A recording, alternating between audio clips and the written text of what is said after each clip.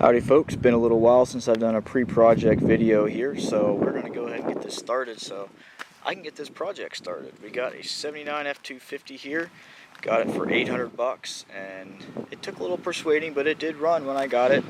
We're somewhat able to drive it on the trailer. It is a little rough. When I mean a little, it needs some help. It's been loved over the years. Had a plow bracket and makeshift bumper on it when I first got it. I got rid of that to make it easier to work on. The grill has been loved tenderly in multiple places. I got the insert held in by zip ties, otherwise it's going to fall out.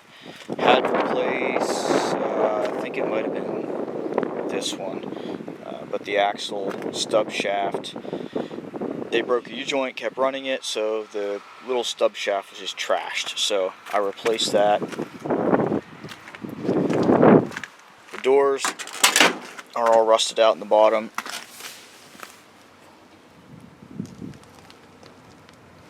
The cab is the same thing. The rockers are completely gone. Cab corners, all the braces and everything up through underneath the cab, they're all gone. The floor is well ventilated. That's the frame rail right there. I had to replace the light switch, and yeah, all this underneath here is all rusted out. It's just hanging here because there's nowhere really to fasten it that's sturdy enough. Seat's in pretty good shape, mostly, minus the little bit of foam here, but the rest of the upholstery is actually pretty nice on the seat. Slider window, obviously it's been sitting a while. Got some moss growing in my window track there. Headliner's intact and not bad at all. Radio didn't work when I first got it, but I did some fiddling around with the wire, and yeah. I'm not sure what the stereo is out of. I don't think this is the original stereo because it looks like somebody had done some modification to get it to fit in here. I think it's like a same vintage but Bronco radio maybe. Not exactly sure, but I know it works. They have a couple speakers. I don't know if I'll be able to get this up here. A couple speakers behind the seat. And that's what's supplying the sound. There's a couple pinholes back here as well. That's all rusted. But I have a new cab for it, so I'm not overly concerned about making this work. It had red colored turf in it when I first got it. You can kind of see remnants of it there, and I pulled all that up, and that's when it revealed just how bad this floor truly is, and it's not worth doing. Yeah. Hey, whatever works. I already unhooked everything from the bed, so this bed is ready to yank off as soon as I'm done with this. When I first got it, one of the first things that I probably should have noticed is the fact that the truck isn't sitting square.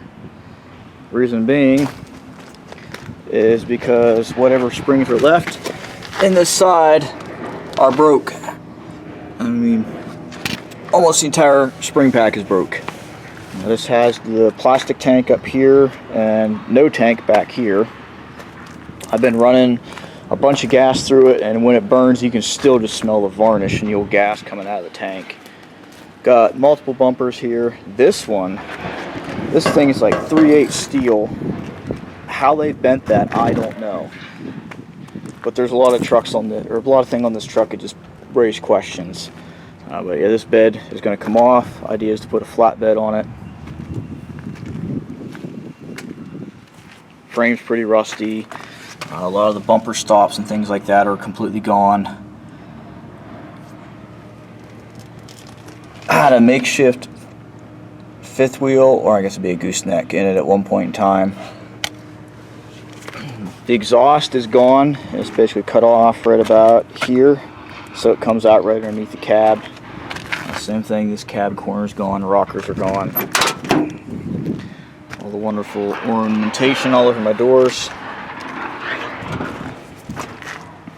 This side is a little better, but not much. It wasn't even worth pulling this stuff up, really.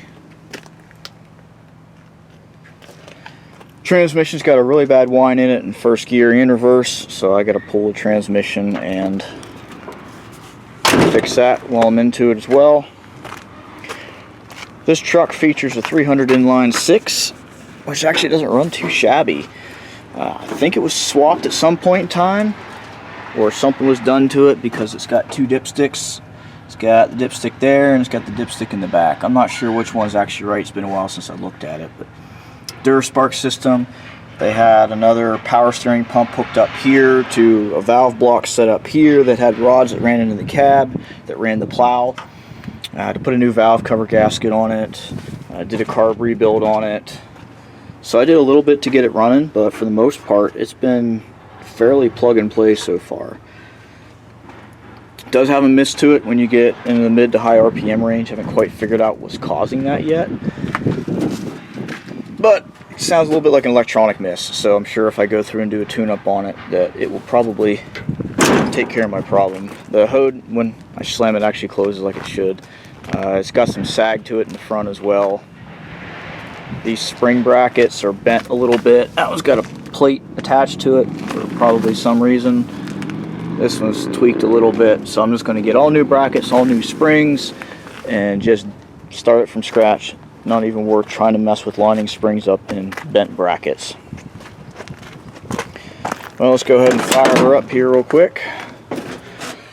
New trowel. See if it'll make a fool out of me. And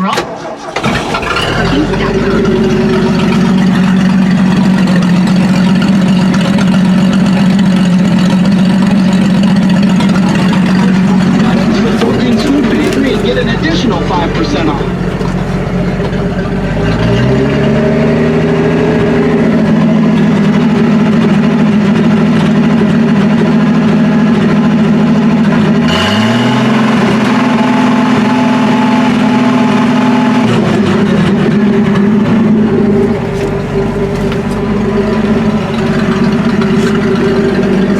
And all the gauges work, so that's a good thing.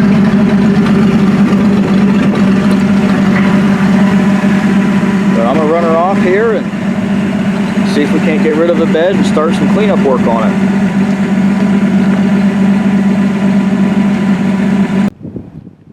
Now that the bed's off, we can take a little closer at what lies underneath.